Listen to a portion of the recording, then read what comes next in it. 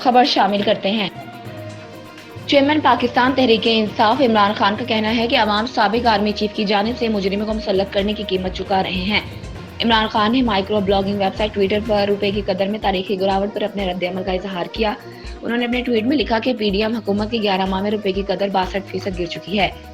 انہوں نے لکھا کہ روپے کی بے قدری سے قرضوں میں 14,000 ارب روپے سے زائد کا اضافہ ہوا اور آج مہنگائی 75 سال کی بلند ترین سطح پر پہنچ گئی۔ واضح رہے کہ ڈالر نے اچانک اونچی اڑان بھرنی شروع کر دی ہے، جس کی وجہ سے روپیہ اپنی قدر پھر گنوا رہا ہے اور آج صبح کاروبار کے آغاز سے ہی ڈالر مزید مہنگا ہو گیا۔ انٹر بینک میں ڈالر 18 روپے 89 پیسے مہنگا ہونے کے بعد 285 روپے کا ہو گیا۔ انٹر بینک میں ڈالر فروخت کرنے والا 291 روپے مانگ رہا ہے۔ گزشتہ روز انٹر بینک میں ڈالر 266 روپے 11 پیسے پر بند ہوا تھا۔ متحدہ قومی موومنٹ پاکستان کے رہنما فاروق ستار نے کہا ہے کہ کراچی کی آبادی کسی بھی طرح سے 4.25 کروڑ سے کم نہیں۔ شہر کی آبادی کو 4.25 کروڑ سے کم شمار کیا گیا تو ہم اسے تسلیم نہیں کریں گے۔ کراچی میں میڈیا سے گفتگو کرتے ہوئے فاروق ستار نے کہا کہ گزشتہ روز خالد مقبول صدیقی نے وزیر اعظم سے ملاقات کی اور ان کے سامنے مردم شماری سے متعلق اپنے تحفظات رکھے۔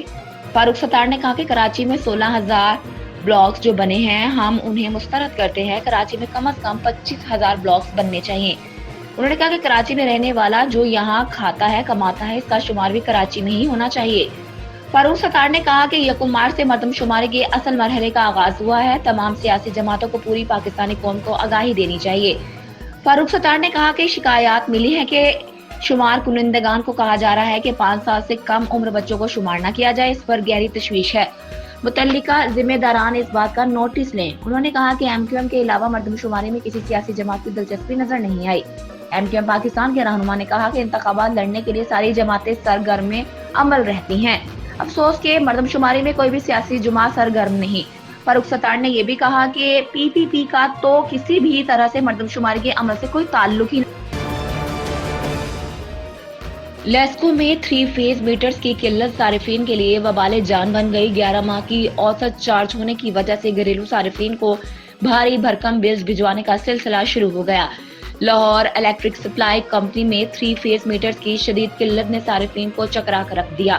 میٹرز تبدیل نہ ہونے سے موسم گرما اور سرما کے یونٹس کی اوسط نکال کر اضافی بلز چارج کر لیے گئے ہیں۔ لیسکو نے بیشتر صارفین کے بلز پر میٹر تبدیل ہونے کا جعلی سٹیٹس شائع کر دیا ہے۔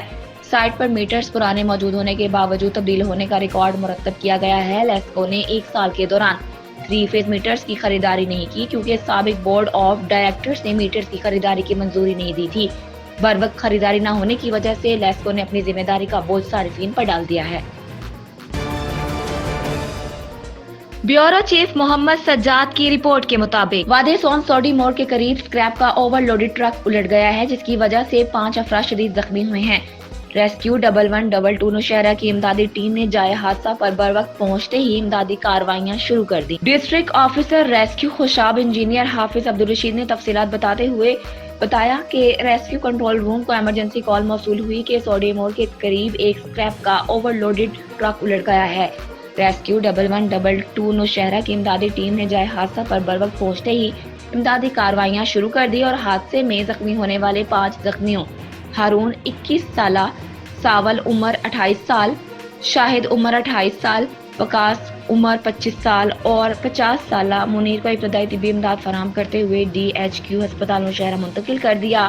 لوڈڈ ٹرک نوشہرہ سے سرگودا جا رہا تھا۔